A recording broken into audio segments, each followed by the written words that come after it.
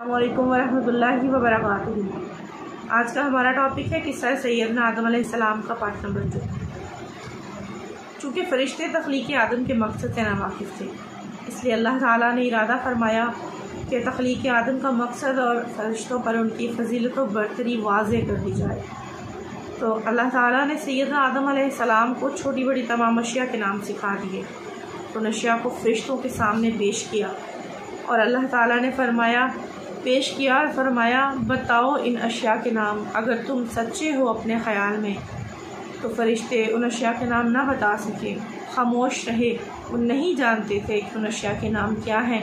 तो बड़ी आजिज़ी और इनकसारी से अल्लाह ताला की बारगाह में अर्ज़ करने लगे, बेशक तू हर ऐब से पाक है, हमें कुछ इल्म नहीं मगर हमें जितना तूने सिखाया है, बेशक तू इल्म हिकमत वाला है। तो अल्लाह ताला ने हज़रत आदम अलैहिस्सलाम से फरमाया, ए आदम इन अशिया के नाम बताओ। तो आदम अलैहिस्सलाम ने तमाम अशिया के नाम बता दिए। तो अल्लाह ताला ने हुक्म दिया फ़रिश्तों को कि आदम अलैहिस्सलाम को सजदा करो। तो याद कीजिए, जब आपके रब ने अपने फ़रिश्तों को हुक्म दिया कि सजदा करो आदम को, सब ने सजदा किया सिवाय शैतान के।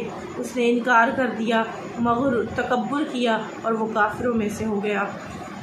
अब सबके दिल में यहाँ पर जहन में एक सवाल आता है, सजदा तो अल्लाह के सिवा किसी को भी जायज़ नहीं है, तो आदम अलैहिस्सलाम को सजदा कैसे हो सकता था? तो ये सजदा इबादत नहीं था, ये सजदा ताज़ीमी था।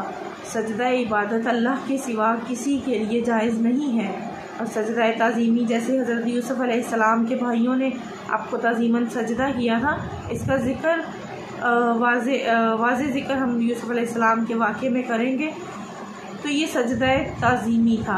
और सजदा ताज़ीमी नबी करीम सल्लल्लाहु अलैहि वसल्लम के शरीयत में सजदा ताज़ीमी हराम है, लेकिन पहले वाली शरीयतों में हलाल था।